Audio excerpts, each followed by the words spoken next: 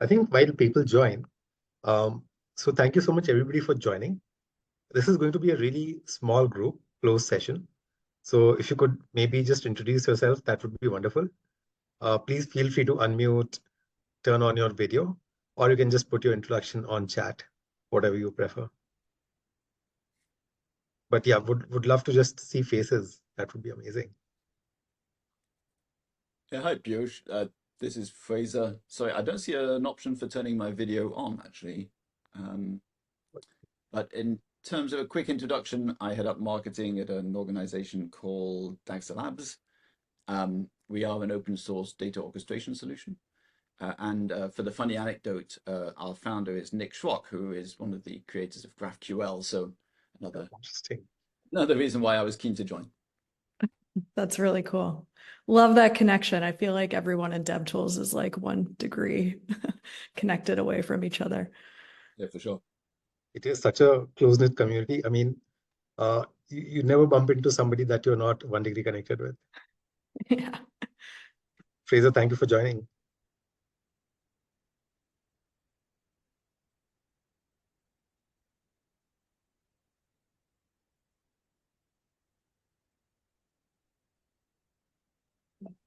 Yeah, I can go next. My name is Shalab. I lead our customer success and kind of DevRel organizations at Union. For the team behind Flight, we have a commercial solution. So kind of like Dagster, we're an AI orchestration platform solution as well, and we have a big open source component and then a commercial solution. So just the topic was very relevant and interesting. So decided to join. Amazing. Shalab, Flight is so popular. We keep coming across it. Yes. Getting some good adoption, from open source. So now we have commercial efforts. So again, very, very relevant topic for us. Lovely. Just the other day, I was talking to Ketan and very impressed by what your team is doing. Yeah, that's right. Thank you.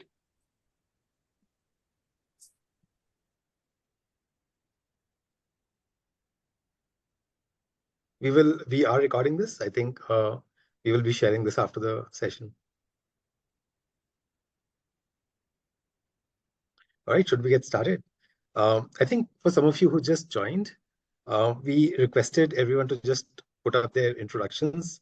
I think it's a very closed group and a lot of us know each other. So if you could just put your introductions on chat, and if you have any questions, anything specific that you want to ask, please do feel free to share that as well. We will try to cover that. All right, so let's kick this off. We're very excited. Thank you everyone for joining. I'm Piyush. I'm one of the co-founders of Rio.dev. I think most of you know Rio.dev. For those who don't, very quick introduction. We work with a lot of developer tool companies, and effectively we help the sales and marketing teams find engineering teams who need their product. So we help you keep your marketing and sales very targeted, very honest. And we have today with us Peggy Rayziz. Peggy is the founder of Scale Advisors, and she's really spent a lot of time at Apollo GraphQL, where she joined as an engineer and then grew to become the senior director of everything developer experience, community, and developer-led go-to-market. And as you know, our agenda for today is we'll be talking to Peggy about her journey at Apollo GraphQL. And Apollo was really one of the early companies to identify the potential in the developer community as a go-to-market vehicle. So we'll talk about that and more fun anecdotes from Peggy's journey. So with that, let's get started. Peggy, thank you so much for joining us. Thanks so much for having me. I am super excited to dive deep with you all today. And, we're going to be kind of going through our questions throughout, but I'll be monitoring chat. So if you have any questions about what I'm saying, please drop them in the chat or come off mute. We're really wanting to make this session your own and to be most helpful for you all. Awesome. Peggy, before we get started, please walk us through how has your journey been? I mean, you joined Apollo as a 2-year-old company, and then when you left, it was this $50 million juggernaut. What was it like when you started? Yeah, so it was funny. When I joined, the company was actually called Meteor Development Group, and Apollo was a small open source project inside Meteor to kind of reimagine the data layer. So I joined as one of the first open source engineers. I was working on client tooling at the time.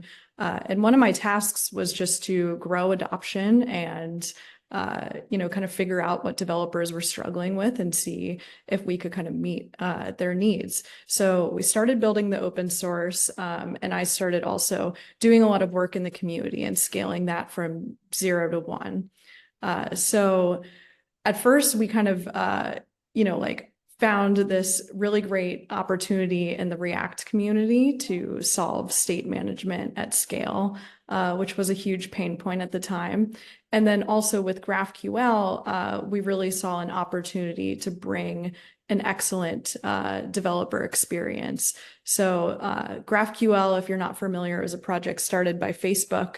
And obviously, Facebook open source is kind of built to serve Facebook's needs. So the team there wasn't really investing in community or docs or tutorials or teaching developers how to use this thing, but it was solving like a real need in the community, kind of organizing all of these different data sources and exposing that into an API that can easily be queried by multiple clients. And so we kind of really saw that as our wedge to grow adoption, and that bet ended up working out very well for us. So, it kind of just like snowballed from there into like 1 million weekly downloads. And, then I started building my team, and, fast forward 7 years later, then, we're selling into the enterprise and seeing a lot of great adoption there as the product was evolving. So, yeah, it's a very interesting journey to be on,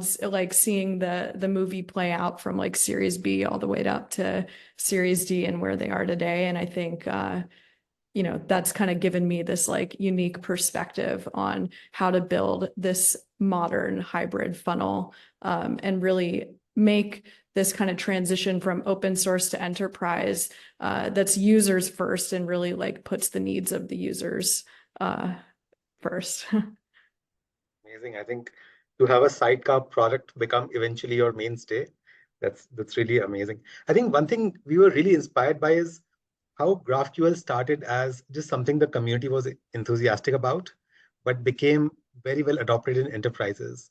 What role did developers play in that journey, and did having developers from big enterprises play a part in helping you get there? Yeah, so around the time like we were kind of at 1 million weekly downloads and we were kind of building up our community, we saw a lot of interest from developers in the enterprise using GraphQL because it solved a real pain point for them, right? They were like, had hundreds of APIs, they were building these backend for front ends, they were writing all this like complicated state management code, and GraphQL was really an answer to kind of solve those problems for them. So they started participating in our community. We also started this the GraphQL community's first annual conference, GraphQL Summit, which was a huge success for us. And then we hired kind of our first enterprise reps. So then in 2019, really based on the needs of our first enterprise customers, we released GraphQL Federation as an open source project. And that really was like the glue connecting the open source and the enterprise motions, because it solved this real need for users implementing GraphQL at scale. And then that also kind of integrated with our SaaS and kind of our freemium product, and it kind of exponentially grew the business from there. So kind of like some of the lessons with that, right? Like the initial community where we got like our traction was kind of the React developers, but then it took kind of like listening to our users and figuring out, okay, what are the challenges with running that at scale, and then developing another kind of layer on top of that, an open source project that could solve their needs with Federation. And that was, I think, a huge driver of why we were able to like execute that open source to enterprise transition so smoothly, and both really like coming from it like with first principles, and really looking not to monetize, but to like really help our users like solve the challenges that they were facing every day. I think one of the things that's very relevant for a lot of the people here is, at what stage do you feel the community is now ready for us to start looking at for revenue signals? How do you find that that tipping point has come? Yeah, that is a good question. I mean, I think you have to have kind of enough signals and like sufficient scale. So I would say that's one way to start. But I think like it's really understanding your customer adoption journey and understanding, okay, developers are not necessarily leads themselves, right? There's like these two separate buyers or personas, right? You have developers and you have buyers, and you need to kind of like cater to the needs of both. So I would say like once you kind of start to see that split is when you should start thinking about this problem. And Peggy, tell us a little bit about the hybrid motion. I think there's enough literature out there, a lot from Apollo, from Decibel VC. I think you guys have collaborated. What is the hybrid motion, and what can DevTool companies learn from that? Okay, yeah. So I like to call like the modern hybrid funnel because it kind of combines the best of both worlds with both like bottoms up and sales led, but it's not doing two separate motions because as an early stage startup, that's not a good idea, right? You don't want to spread yourself too thin. So really the modern hybrid funnel is all about using open source and freemium early in the adoption journey to build awareness and let developers kick the tires themselves and build out a POC. And then kind of once they're in that POC evaluation stage, really like then bringing in kind of sales and marketing to find the buyer either through kind of marketing campaigns or cold outreach. And then it looks like a very kind of traditional top-down sales motion from then. So it's kind of combining the best of both worlds, right? You're using open source and freemium for that like low cost acquisition, but then you're applying a sales-led motion, towards the middle to the end to help the organization kind of navigate through procurement and security and all of those things that come with a higher ACV. Great. I think one of the hesitations that we've always seen as a DevTool founder, especially with an open source community, is by mining that community, are you really violating the ethos of building that community? Because the community was never built as a go-to-market vehicle, right? And if you start mining it, are you going against that principle? What do you think about that? Yeah, this is like a controversial one. I feel like a lot of founders that I talk to, especially ones that are more like open source purists, are pretty resistant to it at first, to be honest. But I think like two things can be true at once. Not all monetization of your open source is bad, right? You can monetize your open source and still do it in a way that respects your users' privacy and meets them where they're at and genuinely like tries to help them down the adoption journey as opposed to kind of selling them something. And the other thing I'll add too, like especially kind of with, company sponsored open source, like it is your responsibility to be a steward of that community, right? And by being thoughtful about monetization can ensure your long-term success as a company, which allows you to then funnel R&D and investment back into that open source project.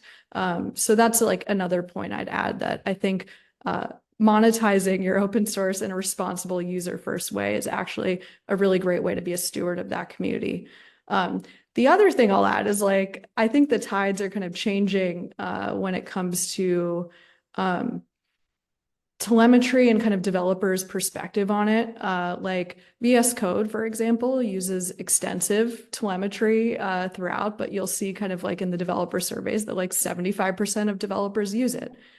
Why, right? Like it provides value to them. And so they're kind of willing to accept that telemetry in exchange for the productivity gains and all of the positive benefits that come downstream of that. Even think of like AI, all the AI tools that we use every day, right? Like they're training their models like with our data. So like, I think there has to kind of be this delicate balance between value creation and value capture. And as long as you're giving more than you're taking and doing it in a responsible way, I think, it can be done. It's just a delicate balance that you have to thread. Awesome. And I agree. I think the winds are changing. Like if we just see the last few months, there are certain projects that started as open source, became massively popular, but were not able to monetize, eventually getting acquired by a bigger organization that ended up close sourcing it. So if you think about it in the long run, it did not really help the community that built it, and maybe monetizing it along the way, balancing the community needs with the business needs is probably the way to go. Awesome. Awesome. Yeah. Oh, I was going to say, I saw a question in the chat from the audience about sandbox environments. Do we want to get into that one now or at another time? We'll come back to that. Because I Okay, just wanted sounds to good. complete the discussion on the hybrid Yeah. motion. I think we sort of sidetracked. As a company that built the hybrid motion, right, or at least one of the early pioneers, Peggy, what are your learnings? Like, what are some things to keep in mind? What were your successes? What were your learnings when you built your hybrid motion at Apollo? Okay, so learnings, there's so many. I would say successes, like attaching to an adjacent community, i.e. the React developers, in order to scale our community from like 0 to 1, and just genuinely showing up, being helpful, answering people's questions, not trying to push our product. That was a huge success.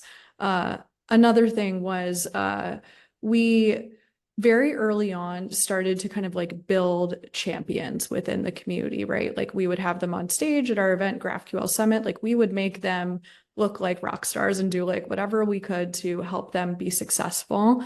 And then kind of my team also partnered with sales to do like literally whatever was necessary to close those first accounts. Like I was on a plane every week, like doing workshops, like doing like events at customers' offices, providing them with that VIP help. So like really just doing everything we could to like help our champions be successful. That was huge. And then the big one, which it's hard, right? You want to find this like natural link between your open source and your enterprise product. And for us, that wedge was Federation. And so I think that was a bet that definitely paid off because it became the industry standard and really solved a need that we were seeing in the community. Learnings, there's so many. Like I feel like we could spend a whole hour talking about all the things I wish we could have done differently.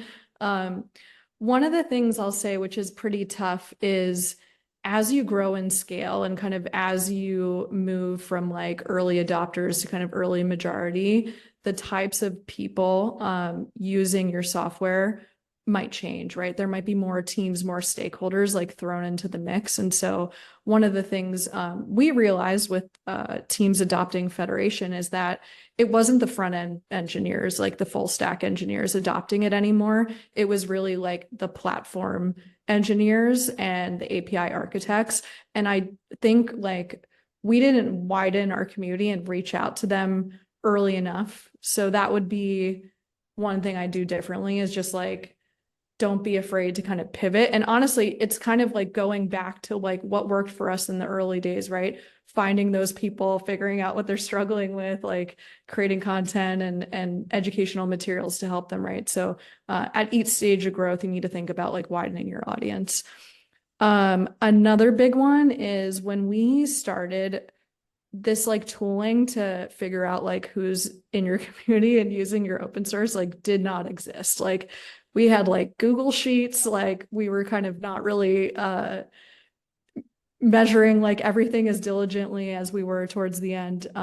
And we weren't as data driven. So it's not so much a failure because like it didn't exist at the time, but like take advantage of the tooling. Everybody's using it. Your competitors are using it. So I think that one's really important.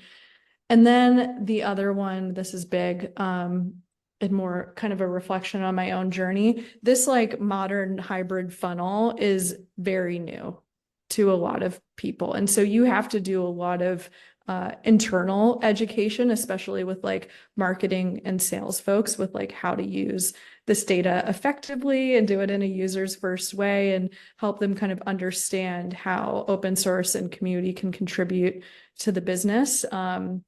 like one GitHub star is not necessarily a lead. So just like a lot of kind of internal training and education for kind of each new hire that joins, I think is really helpful for nailing this, especially as you reach like critical mass. Those are the biggest one. I'm sure there are more. I think we could spend like an hour talking about that, but I think there's a great question from the audience which kind of dovetails into your point around tracking the community. So back in the day when you were trying to get those signals, how did you identify accounts and developers or get leads? And how do you think some of the companies can do that today?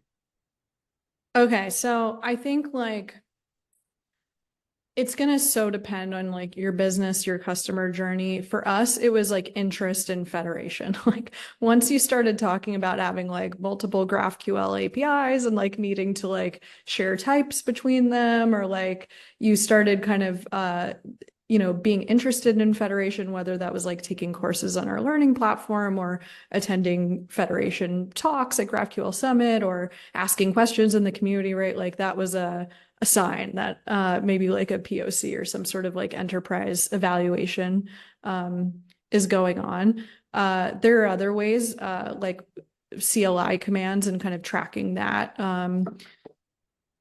What else? Docker installs, Helm chart installs, that usually indicates like you're using it in some sort of production environment. Usage for enterprise languages like .NET and Java. Apollo was very kind of entrenched in the JavaScript and TypeScript community early on, but a lot of our enterprise customers were actually using .NET and Java or Kotlin to build their GraphQL APIs. So that's another one too.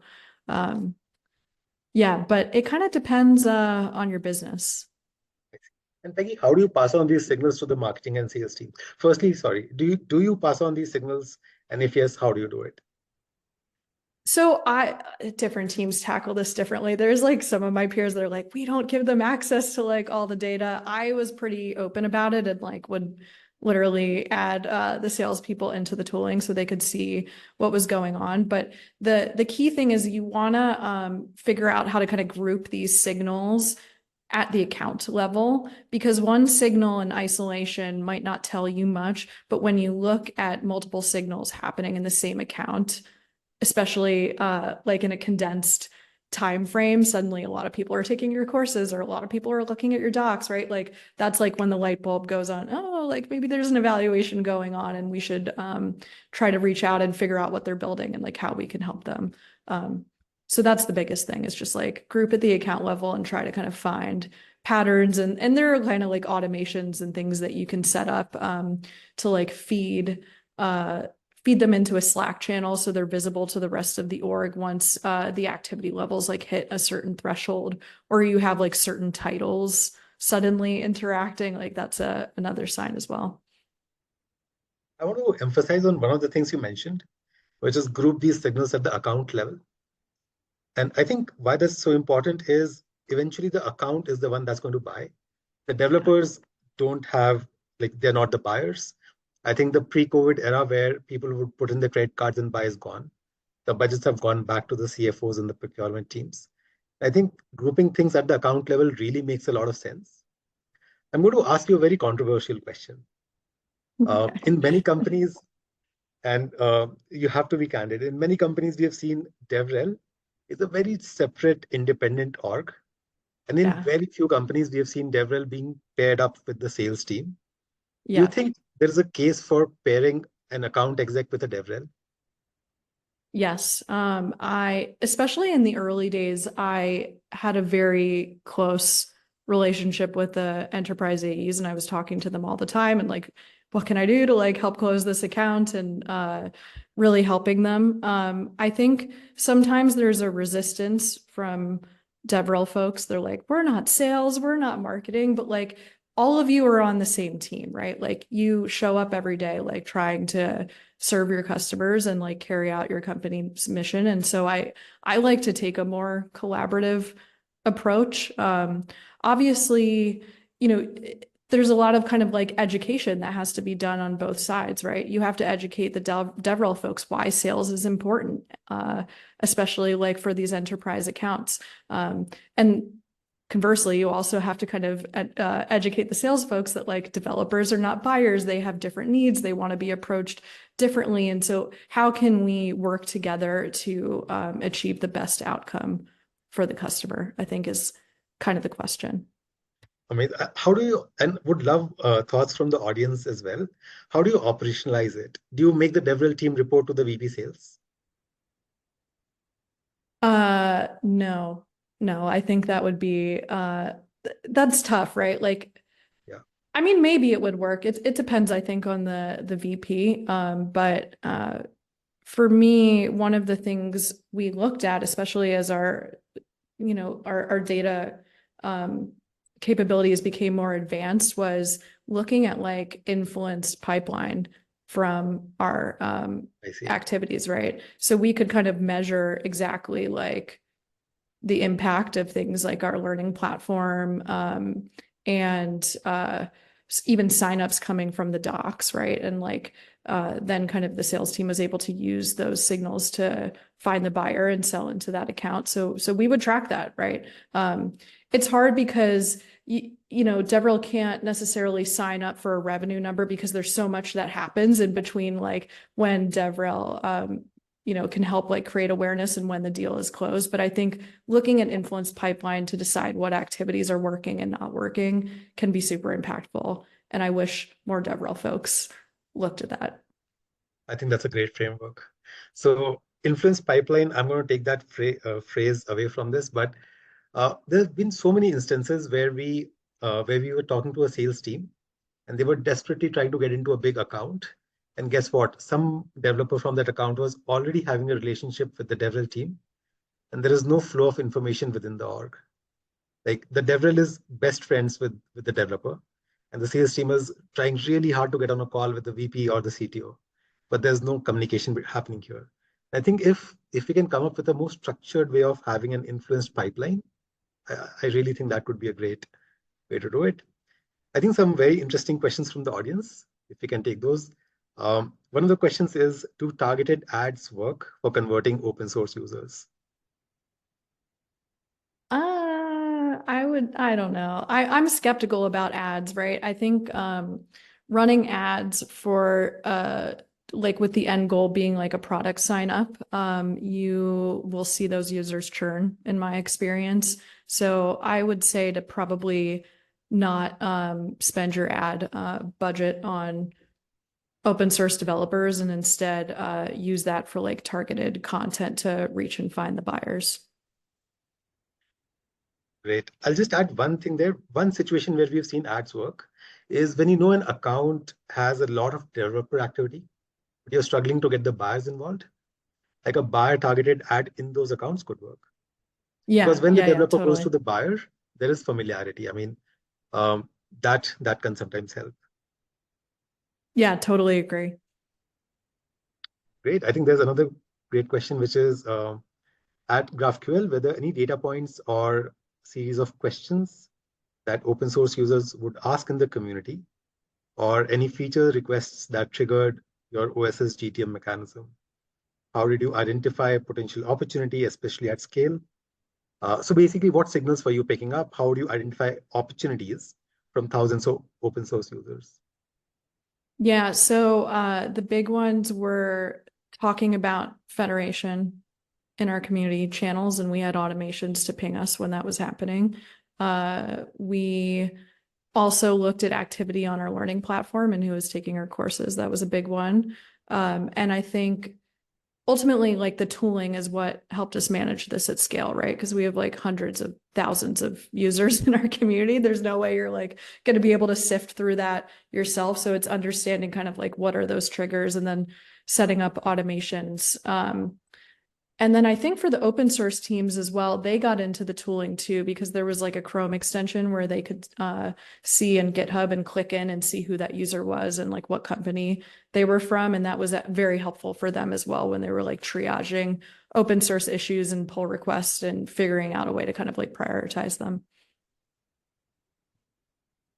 Peggy, were there certain signals that you can generalize? I think some of these are very GraphQL specific, but if you Yeah. were to generalize this for the broader audience here, what would be those 3 or 4 signals that a DevTool marketer could look like? If this is happening, this account is ready for a buyer outreach, or there could be a sales opportunity here. I kind of want to turn it back to you. Like, obviously, Rayo measures this for folks. Like, what successes are you seeing with your customers? And then I'll weigh in on my thoughts afterwards. So I think I can weigh in trying to not make it sound like a sales pitch, but what we've seen, what we've seen commonly across our customers, right? So many DevTool companies we work with. I think there is a phase when the developer is just trying things out, and that is too early to intervene because you get in too early, you just spoil the broth. I think you have to monitor usage or engagement and let it brew for a while. And then certain signals that we found to be very exciting are number one, if there are multiple developers involved. Because now, it's not a personal project, it's not a hobby project. If there are multiple developers from the same team or same company involved, that's generally a good signal because it's becoming a team effort now. The second thing that we've seen is buyers getting involved. Because if you look at the typical buying journey of a dev tool, starts with the developer evaluating, but once the evaluation is done, the buyer does get involved. So when you see that happen, it's very hard. It's very hard to monitor that. But if you see signals of like a VP or a CTO come and check out your documentation, that's usually a very good signal. I think the third one is like you mentioned federation in case of GraphQL. I think every open source or commercial open source company has those certain enterprise features. And when you see engagement happen with those features, that's a great signal.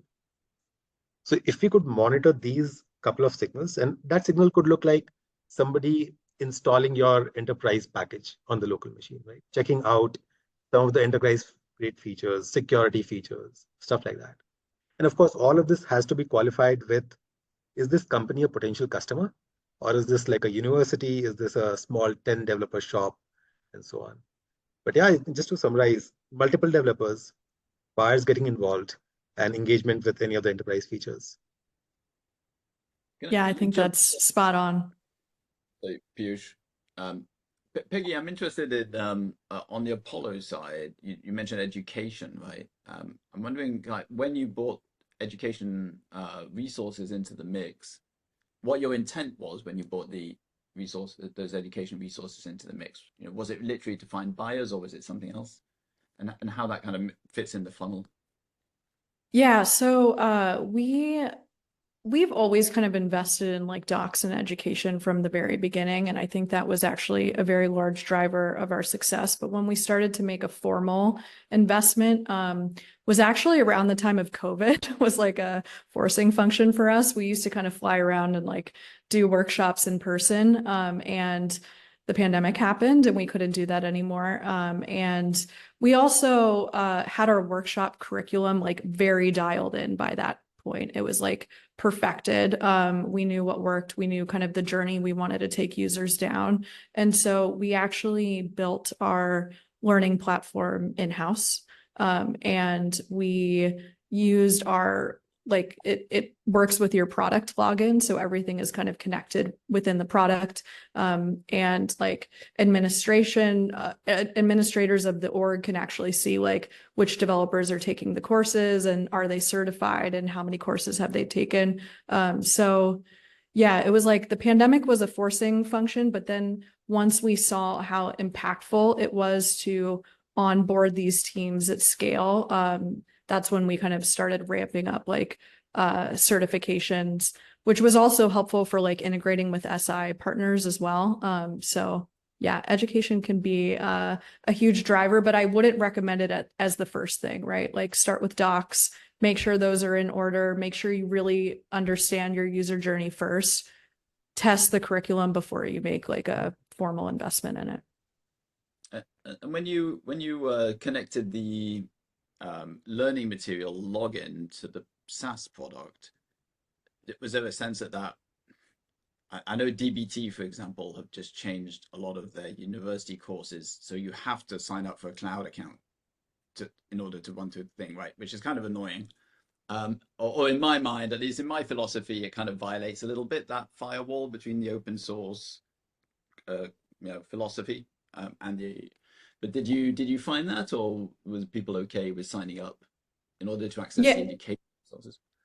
So I agree with you. Our courses are actually ungated, so you don't need a login to go through them. And they're actually like a really important organic traffic driver too. Like if you search GraphQL tutorials, like it's the #1 spot, right? So it brings a lot of kind of traffic and inbound interest in. The only reason you would have to log in is to complete the courses. Obviously, there's like modules, kind of farther down that like you would need an account to create, although you could kind of watch the videos and not actually do it, or to save your progress. So throughout the courses, there are like challenges. We have like a interactive code block that we built that kind of validates whether the code the user is typing is correct or not. And so in order to kind of save their progress through the courses, they would need an account. And most users are happy to do that. But if it's ungated and I can go through most of it without revealing who I am, how do you then get a buying signal to say, hey, look, there's 20 people in this organization are taking the courses, right? Something's happening. Most of them do sign up because they want to save their progress and kind of earn that certification at the end. So I think kind of it's, for folks visiting it for the first time, that when it's, ungated, you have to provide enough value for them to want to sign in and return and save their progress and get a certification. I just want to chime in here on, even if they don't, and oftentimes you'll see developers sign up with a personal ID, like a Gmail or a GitHub ID. I think tracking has evolved to a state where you can de-anonymize them. I think the trickier part is once you know, what do you do, right? I think that's where you draw the line as to not violate the authenticity of the course, but do you consume that as a signal, like Peggy said, at an account level? Let's say you have 20 people from Uber taking your course. That's a clear signal. Now, those 20 people might not be your targets, but that definitely qualifies Uber as a company as a target. And that you can do whether they sign up or not. So you don't need to like gate any of your content, any of your course material. Yeah, I think that's spot on, right? Like it's using it as signals, not using it as like an invitation to reach out from somebody who just signed up or took a course with their Gmail.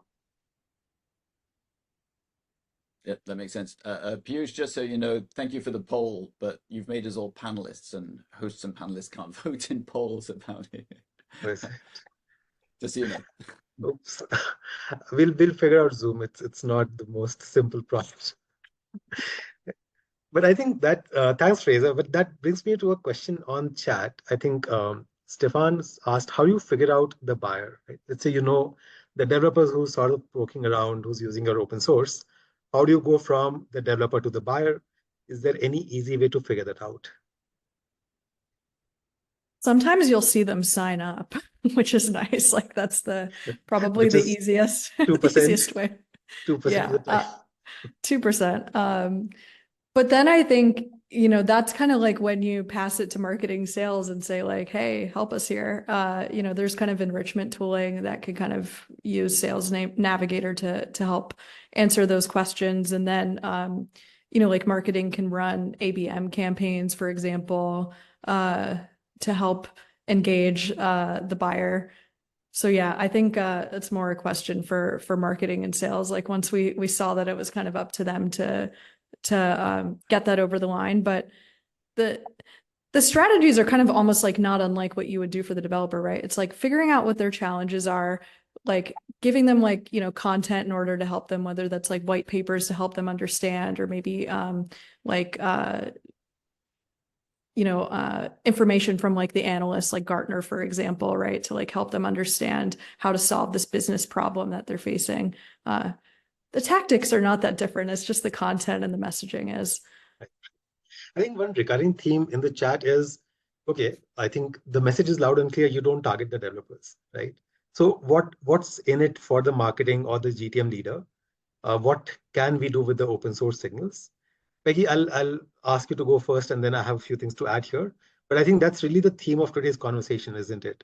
That yes, developers are off limits, but once you know that 10 developers, 20 developers from this company are engaging, what's the playbook after that? Yeah. So I wouldn't say the developers are off limits for everyone, right? Like DevRel and kind of the folks who are kind of more technical can reach out to them. Like one of the things that I tell my early stage clients to do is after kind of a qualified sign up registers and they start to see like activity happening, then just sending them like a one-line email like, hey, it's so-and-so, like happy to answer questions. What are you building? Developers love to talk about what they're building, right? They may not want to hop on a sales call with you, but they are more than happy to like give you their unfiltered feedback about how your docs need some work or this code sample didn't run, or they're also happy to kind of share like, I'm building this. So it's kind of focusing not so much on like getting a sales call, but more just getting a response and like breaking through that third wall, and then a repeated series of positive interactions, whether that's like sending them some educational content that would help solve their problem, or inviting them to the community, maybe setting up a private Slack channel for them if they're like really VIP, or even connecting, say you have like customers in the same vertical, like maybe connecting one of those qualified signups with like a champion at one of your customers who had solved this exact problem before and is building something similar, right?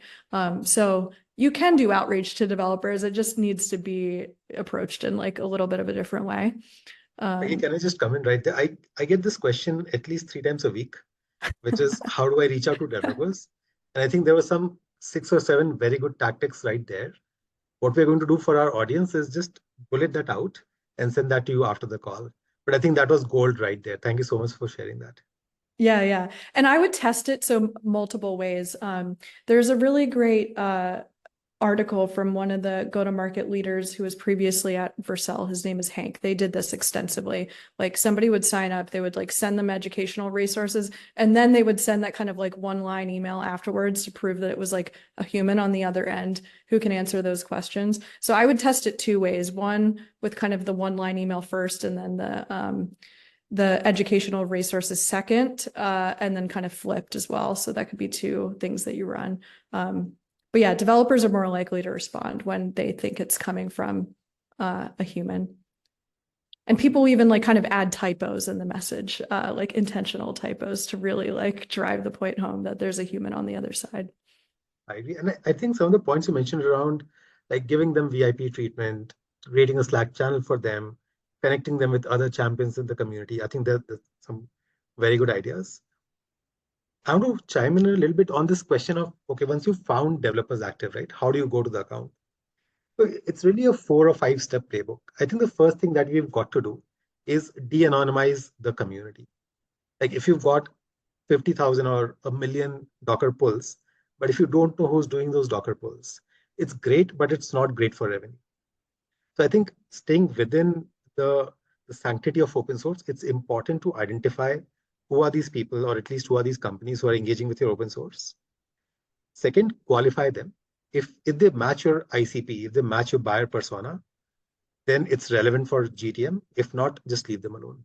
There's absolutely no business poking around with a developer who's a student and will never become a champion, or at least never become a buyer. So step 2 is qualify based on ICP. Step 3 is monitor the journey. Look for signals, look for that opportunity when this company might be open for a buying or a contract. And that is the moment when you pass on some of these signals at the account level, not at the developer level, at the account level to the marketing and sales teams. It is up to those teams to go and find the buyers. And there are ways to find buyers. Just to give you a few examples. Look, eventually, depending on the size of the company, the buyer is going to be the CTO, the VP, or the director. And thankfully, in developer tools, given the technology that you have built, it's either going to be the DevOps VP, or the front end, or the back end, or the DevSecOps. And there aren't too many of those. Like even in a very big company, if you narrow in on the geography, there will be probably 5 or 20 buyers. Never have I seen more than that. And that's a very finite set for your sales teams and SDRs to reach out. When you reach out, use all of the data on what the developers have done, what features they have engaged with, what questions they're asking in the community, what pages of the documentation they are reading. Use that to write a very personalized message, talk in their language. You'll get much better responses. I think this is the 4 or 5 step process that we've seen work really, really well. And at least from my experience, that's what I would recommend. Yeah, I second that. I don't have anything to add. You laid it out perfectly. Awesome. I think we had some great questions, and I'm sorry if we can't take all of them. We'll definitely answer them after the session in chat. Peggy, I do have a few more things that I wanted to cover with you. I think one of the things that I wanted to understand is like, how do you build the hybrid motion from a tooling perspective? Like, what tool fits in there? What was your GTM stack like? What are some of the important products that fit into that motion? Yeah, so we were one of the first users of Orbit, which was recently acquired. So that tool is getting shut down. So that was one that we were using. Obviously, Rayo was still so new at the time, right? So I kind of wish we would have explored the platform more when I was at Apollo. We also were using Common Room, and then some kind of homegrown tooling as well, built into our CLI to get telemetry. But the tooling exists now. There's no reason to kind of like build it from scratch. Great. What challenges did you face? What are some of the things that you think we should steer clear as we are building this motion? What challenges did we face? For us, because we already had so many users in our community by the time we were able to integrate this tooling and it existed, figuring out the triggers and the automations and making that actionable was huge. Because otherwise you're going to like look and it's going to be like, you have like hundreds of thousands like identified members. And it's kind of like, how do you sort through that, right? So really like being able to kind of set automations and triggers based on our ICP. I mentioned before the internal education piece. That's huge. You have to kind of teach everybody within sales and marketing on how to use the tool. I used to run like onboarding sessions for the new reps when they joined, but then there were so many of them, like I couldn't keep up anymore. So yeah, figuring out internal training and how to make that repeatable is definitely a challenge, and it's kind of constant, something you have to be intentional about for this to work. What else? I think those are the big ones. Great.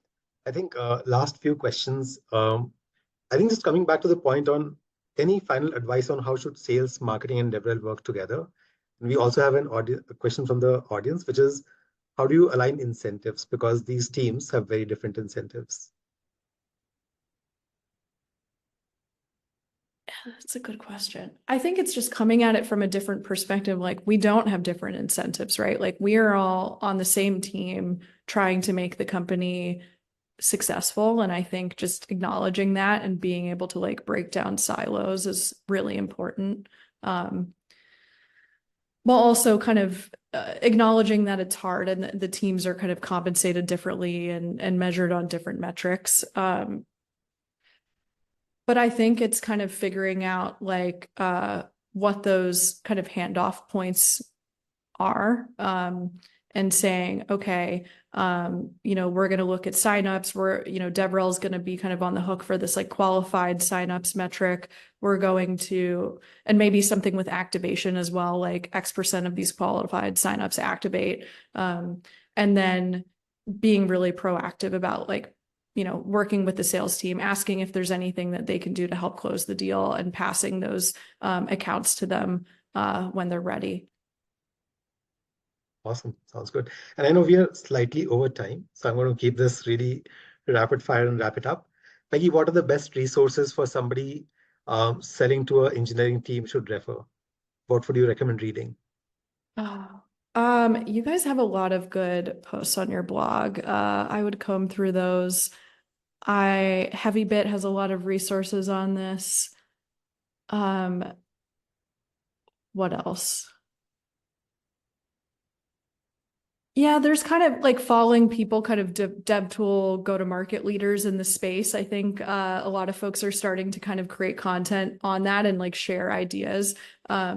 The other thing I'll say is like, because the dev tool go-to-market world is so small, people are so nice and just like willing to kind of jump on a call with you and like answer questions. So that would like be my final piece of advice, is just like, don't go it alone, right? Either partner with a vendor like Rayo, partner with an advisor, shameless plug for myself, or like, partner with your peers in the community and share learnings and advice with each other, because we're all trying to kind of solve the same problems here. And it's really hard. And because, the industry kind of keeps changing, sometimes old playbooks don't work and you're having to kind of run new experiments. And so, yeah, I think maybe like after the call, like sharing everybody's like LinkedIn profiles so we all can connect, and now we have kind of this circle of trusted folks we can share ideas with, I think could be really impactful. Awesome. Peggy, last question. If people on the call want to reach out to you after the session, what's the best place to reach out to you? My email is peggy@scale.dev. You can also reach out to me on LinkedIn or Twitter. Those are probably the best ways to get in contact. Awesome. Thank you so much, Peggy. It's been amazing talking to you. Sorry we ran 5 minutes over, but it was a great conversation. Thank you, audience, for the questions. We will circulate the recording of this session.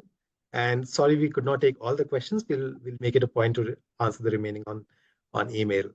Thank you so much, everyone. You have a great day. Thanks, everybody. Thank you. Bye-bye.